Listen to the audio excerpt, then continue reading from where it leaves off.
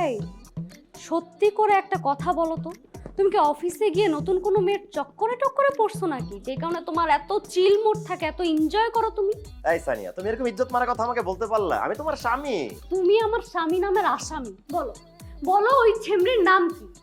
সানিয়া, ছেমড়ি ছেমড়ি কি শুরু করলা? ছেমড়ি পাইলা কই তুমি? আমি এমনিই চিলমুড়ে থাকি, ছেমড়ি দিয়ে আমার চিলমুড়ে আসেও না। আর ছেমড়ি দিয়ে আমার প্যারার গোডান মনে হয় তুমি ছাড়া। এই মেয়ে সানিয়াকে ভূগোল বুঝাইতেছো? সানিয়া কি করতেছো? মা আছে বাসা, কলারটা ছাড়ো। ছাড়বো না, তুই যতক্ষণ ওই মেয়ের নাম না বলবি ততক্ষণ আমি তোর কলার ছাড়বো না। বল বল, ওই মেয়ের নাম কি? এই তুই কেমন, হ্যাঁ? তোর ঘরে এত সুন্দর একটা বউ আছে, তারপর তুই পরকীয়া করতেছিস? আচ্ছা তুমি কলারটা ছাড়ো, আমি তোমাকে বলতেছি কলারটা ছাড়ো। শোনো সানিয়া, পরকীয়া এমন একটা ভাইরাস যেটা করোনা ভাইরাস চেয়ে ভয়াবহ। ঠিক আছে, এই পরকীয়ার জন্য দেশ বিদেশে অসংখ্য পরিবার ধ্বংস হয়ে যেতেছে।